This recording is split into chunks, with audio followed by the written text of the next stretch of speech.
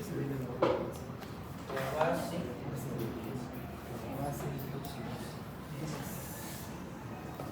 Estos 4 puntos es lo que vamos a desarrollar ahora. Todo está correlacionado, por eso es importante. Si ustedes no dominan esto, van a tener dificultad en esto y van a tener dificultad en esto, ¿no? Muy bien. ¿Qué cosa es conducta PEAS?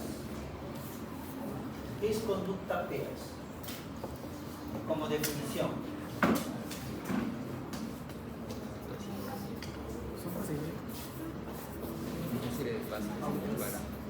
¿Qué es? No, ¿cuáles son? ¿Qué es? ¿Ya?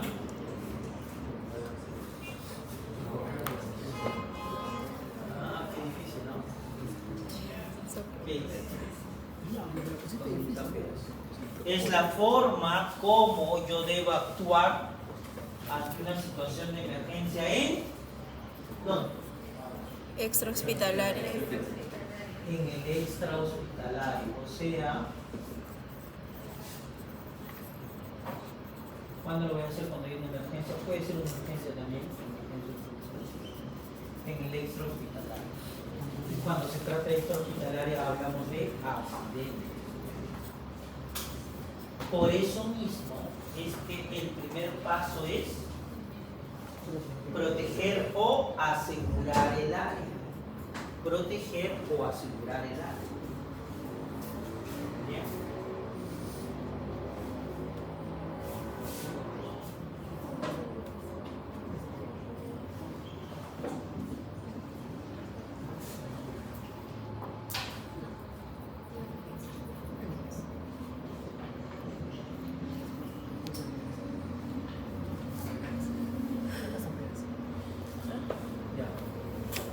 Entonces, ¿Cómo debo actuar en el ¿qué extrahospitalario? pasa si de pronto uno de sus compañeros se desmaya? Depende de quién sea, ¿sí? ¿Voy a hacer PEAS? Depende. ¿Sí? ¿Por qué? Dependiendo de la persona, dice. Ahorita tu buddy, ¿sí? Se desmaya y cae. ¿Vas a hacerle PEAS? ¿Ah? No, yo creo que sí, porque si no la gente se... O sea, que llega a aglomerarse la gente, claro. Pero eso no es P de asegurar el área. No aseguro el área. Si no haces P, ¿terminas como el paramédico del video? No. No puedes. ¿No? ¿Cuándo vas a hacer? En accidentes. Accidente. Si tu compañero se desmaya, ¿qué es lo que tienes que considerar en un primer momento? Determinar si un paciente, familiar o amigo ha hecho un paro, ya que el paro va a condicionar la pérdida de conciencia probablemente. Entonces, cuando hablamos de RCP,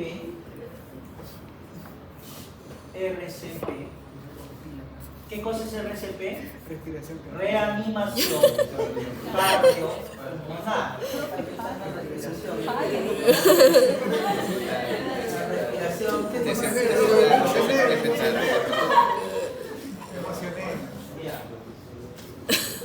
¿Qué cosa es reanimación cardiopulmonar? O sea, ya más masticadito tampoco les puedo dar. ¿Qué cosa es reanimación cardiopulmonar? Reanimar el corazón y los pulmones, ¿no? Pero ¿puedo reanimar realmente? No. Lo que busco es, a través de una técnica, ¿sí? A través de una técnica y procedimiento, busco hacer las veces del trabajo del corazón y de los pulmones. ¿Cuál es el trabajo del corazón? Bombear sangre. ¿Cómo bombea sangre? Contrayendo. ¿Sí? Y cuando bombea, envía sangre con oxígeno. Y para que esa sangre tenga oxígeno, ¿qué tiene que haber sucedido?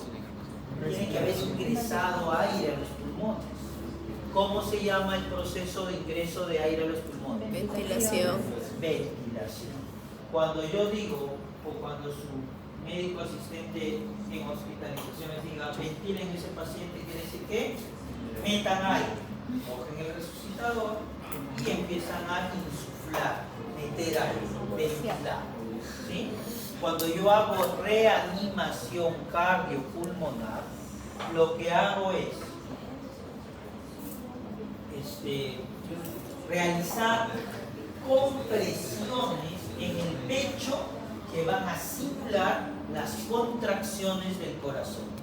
Y voy a insuflar o voy a ventilar boca a boca para simular el ingreso de aire a los pulmones.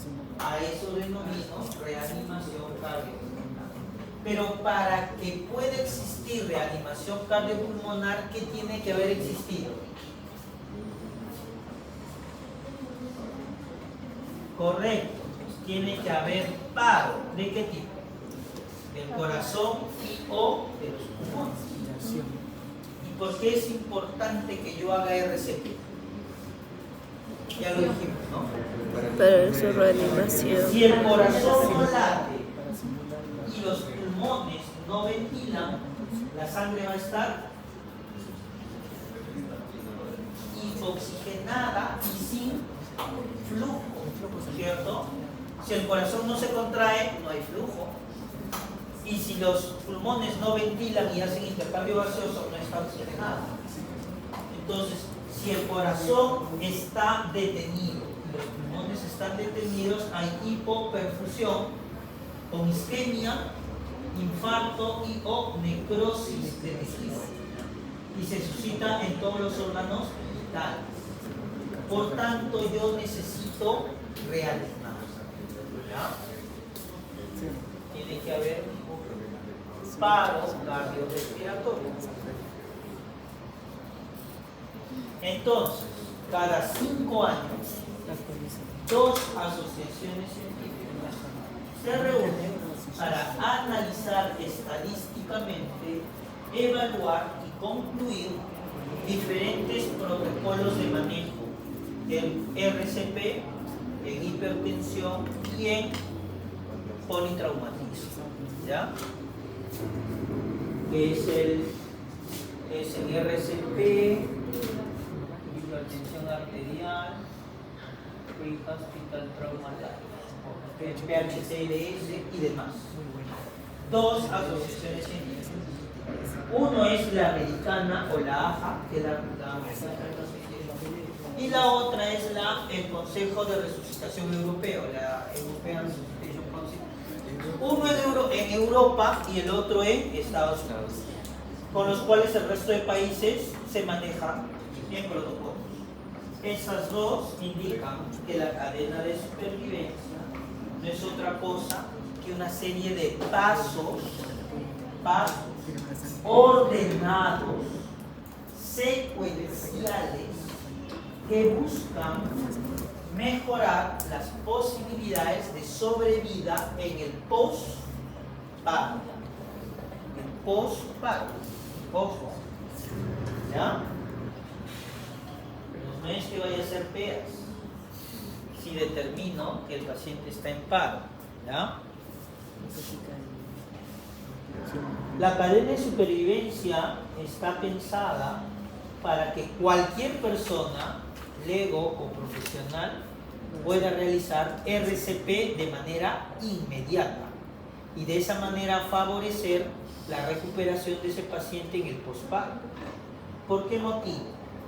Porque ustedes van a tener máximo 5 minutos para que puedan ayudar a esa víctima y considerar que las complicaciones en el posparto pueden ser serias y va a requerir mayor rehabilitación.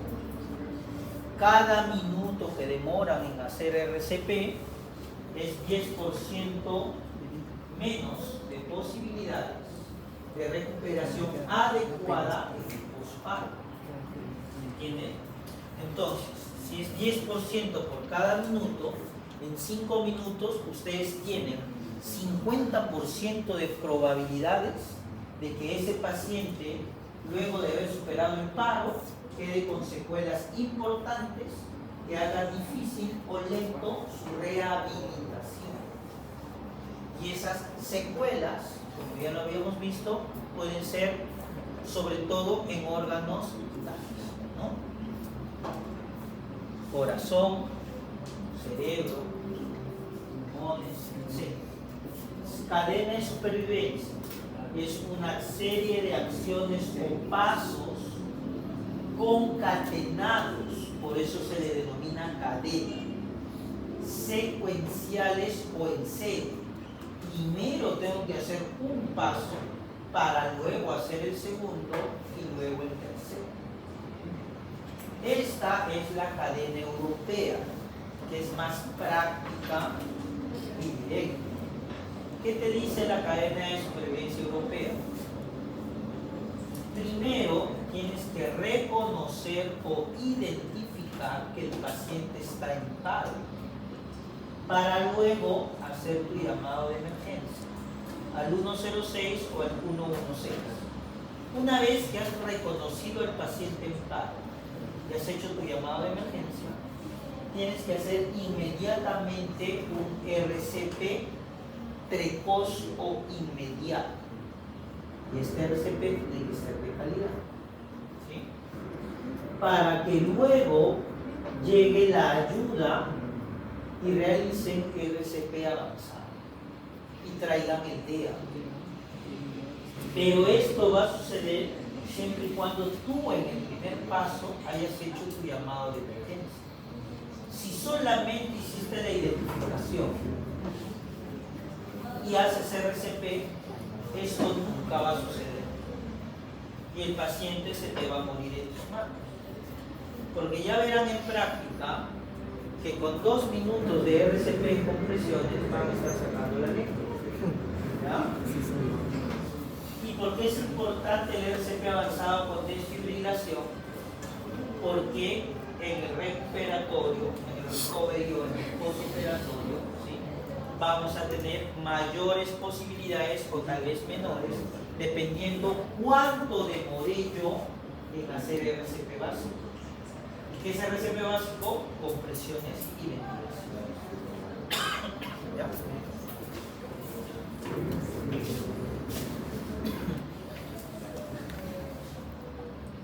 Entonces, si es que es una cadena, cada eslabón es importante. Cada falla en uno de ellos va a romper, ¿sí?, la eficacia y va a producir problemas en la recuperación del paciente postparo.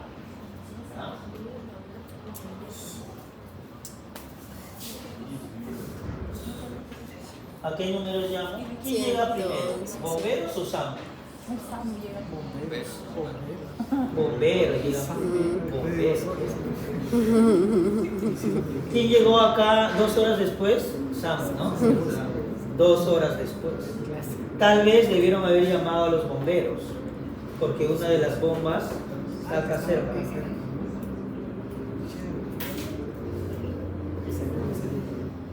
Entonces, cadena de supervivencia consiste en reconocimiento del paro y solicitud de ayuda, o sea, llamada de emergencia. ¿Haré yo la llamada de emergencia? No. Yo identifico al paciente que está en paro y al resto de los bidones le digo, llama al 116 que tenemos un paciente en paro y que vengan con el DEA para la ayuda. Una vez que tú reconoces y das la indicación, inicias RCP precoz. ¿Qué cosa es precoz? O sea, inmediato, lo antes posible. ¿Cuánto es lo antes posible? Antes de los 5 minutos.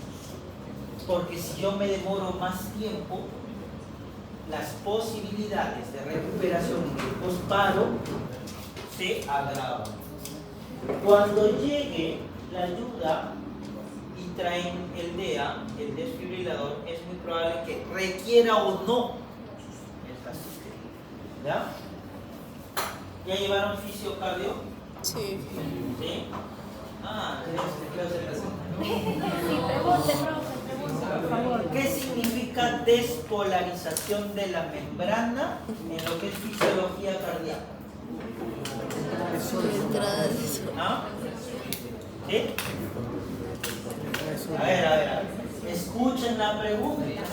¿Qué significa despolarización de la membrana? ¿Ah? Correcto. Él sí llevó fisiología en casa. ¿Y por qué es importante el cambio de la polaridad?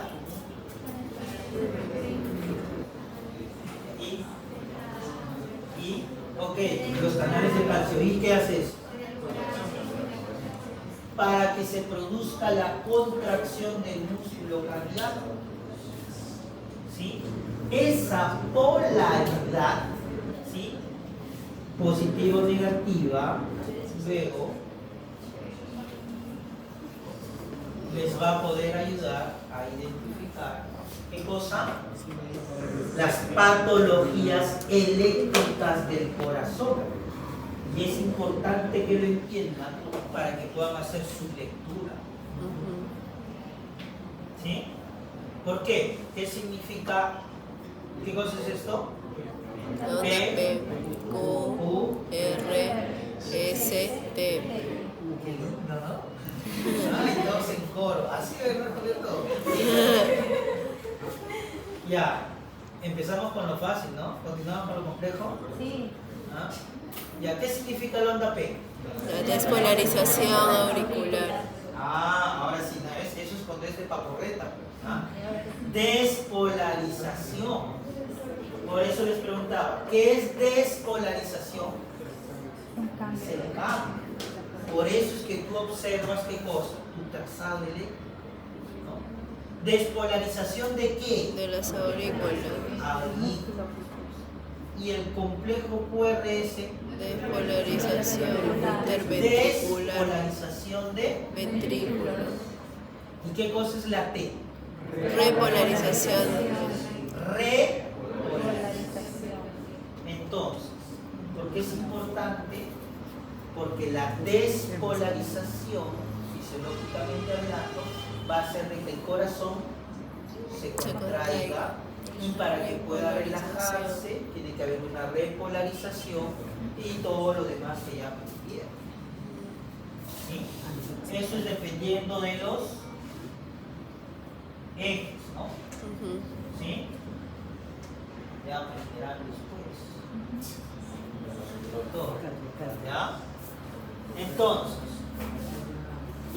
yo hago RCP precoz y después voy a desfibrilar. ¿Cuándo? Solamente cuando mi corazón manifiesta dos tipos de trazado eléctrico. Esos dos únicos tipos de trazado eléctrico son para desfibrilar y poner en marcha nuevamente el corazón. ¿Sí? ¿Cuáles son esos? Fibrilación ventricular y taquicardia ventricular pulso. Entonces, ¿por qué yo hago RCP y llamé a la emergencia? Porque yo espero que venga la ambulancia con el DEA. El DEA es automático. Cuando ustedes estén en un hospital, van a tener al paciente en trauma shock conectado a un monitor. Y ahí ustedes tienen que saber leer eso. ¿Sí? Porque dependiendo de este trazado, ustedes van a decir que el paciente está en fibrilación ventricular o en taquicardia ventricular con pulso. Si ustedes no saben leer e identificar estos dos trazados eléctricos de esta manera, no van a saber en qué momento hacer la desfibrilación. Como ustedes no pueden tener un monitor en la calle, ustedes llaman a la ambulancia que va a traer un DEA. Ese DEA va a leer automáticamente este aspecto eléctrico del corazón y les va a decir paciente para descarga o no. Es decir, el DEA va a indicar si es que el paro cardiorrespiratorio necesita una descarga eléctrica o no. Y esa descarga, el DEA lo va a indicar siempre y cuando tu corazón esté en estas dos condiciones. Si no, no se puede hacer la descarga eléctrica. ¿Entendido? Entonces, ¿por qué llamo yo a la ambulancia? Para que además traiga El DEA. el DEA. Y el DEA, ¿por qué es importante? Para poder ir. Porque me va a ayudar a realizar una descarga eléctrica solo, siempre y cuando el corazón esté en dos condiciones: fibrilación y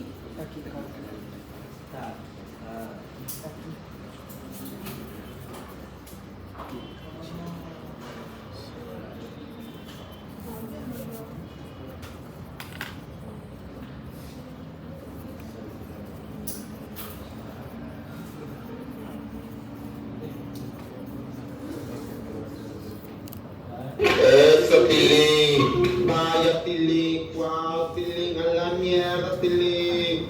¡Oh, Tilín! ya, ¿por qué?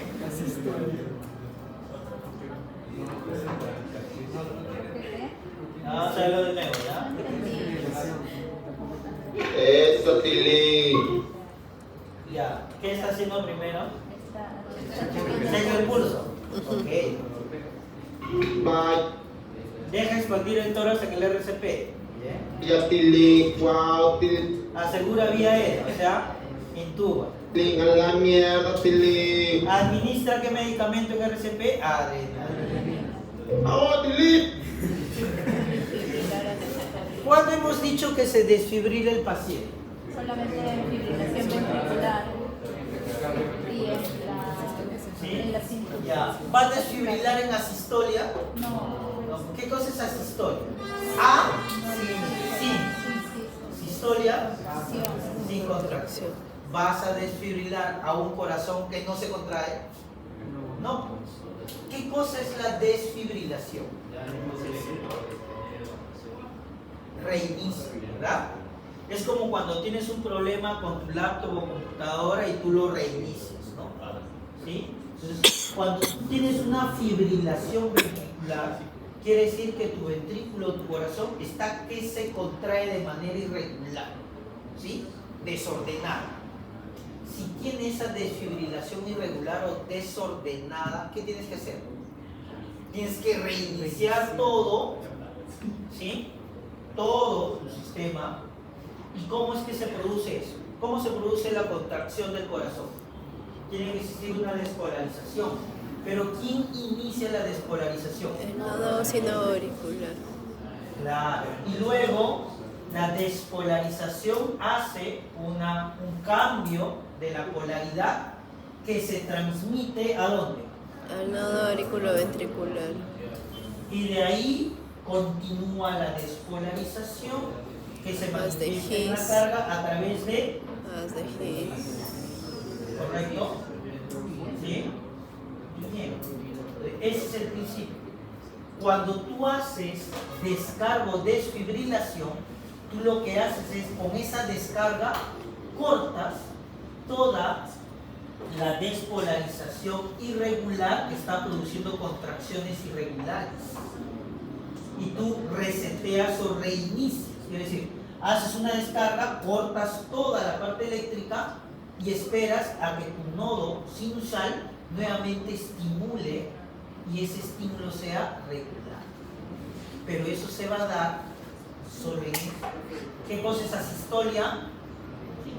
Sin contracción. ¿Se hace descarga? No, pues ¿qué vas a reiniciar? No reinicias nada. ¿Se entiende?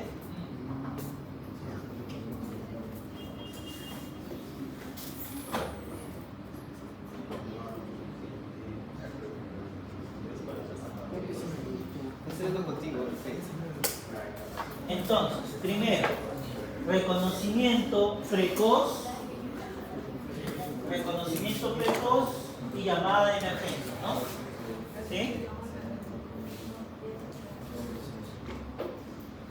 2, segundo eslabón, inicio de RCP precoz, ¿no? Cómo tengo que hacer, entonces lo que voy a realizar, etcétera, pero tiene que ser inmediato. Apenas identifico, inicio el RCP. Para que luego yo pueda, cuando llegue el apoyo, ¿sí?, realizar la desfibrilación si lo requiere el paciente. ¿Ya? Ahora, cultura de RCP solo en Estados Unidos y Europa, ¿no? Europa incluso tiene su guía del RCP.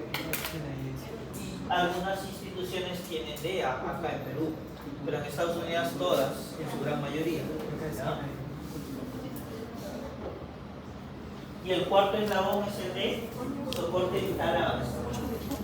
¿Qué vamos a hacer nosotros? En el segundo eslabón, el RCP básico, ¿ya? Compresiones y ventilación.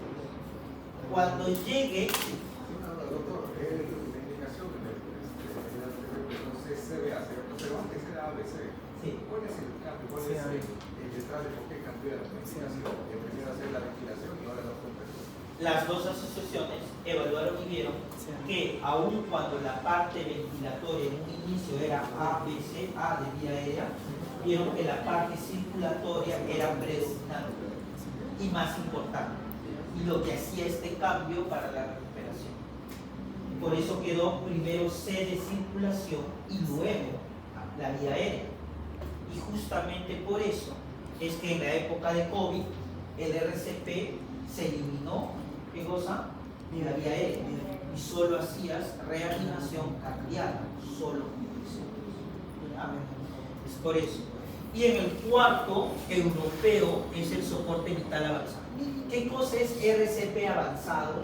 RCP avanzado, ojo, en el segundo eslabón se hace básico, compresiones y ventilación. En el avanzado implica que nosotros vamos a asegurar vía aérea, es decir, intubamos al paciente. Vamos a canalizar vía periférica, ¿sí? Colocamos un catéter endovenoso para administración de fluidos y medicación, ¿ya? Y se va a continuar con ventilación con resucitador, ¿ya? Acceso de vía aérea con intubación, acceso de vía venosa para medicación periférica y se continúa con las contracciones, ¿ya? Pero la AJA o la americana, ¿sí? ¿Cuánto era en la europea? Solo 4 eslabones, ¿no? La americana te clasifica extra, intra, y te divide adulto y pediátrico. Y se forman 4. Y no son 4 eslabones, no son 6. O sea, los americanos se complican más porque clasifican más, pero finalmente es disgregado, ¿no? ¿Sí? Va a depender de si es intra o extra, ¿ya? Si es adulto o pediátrico. Y de todo esto, la importancia del primer interviniente. ¿Quién es el primer interviniente? Es la primera persona que determina o que se da cuenta que el paciente está en paro. Sea o no experto, sea o no profesional, la indicación es que esa persona inicie las compresiones en ese paciente, ¿no? Iniciando las compresiones, lo haga bien o lo haga mal, ya está ayudando en algo a ese paciente en paro, ¿no? Muy bien.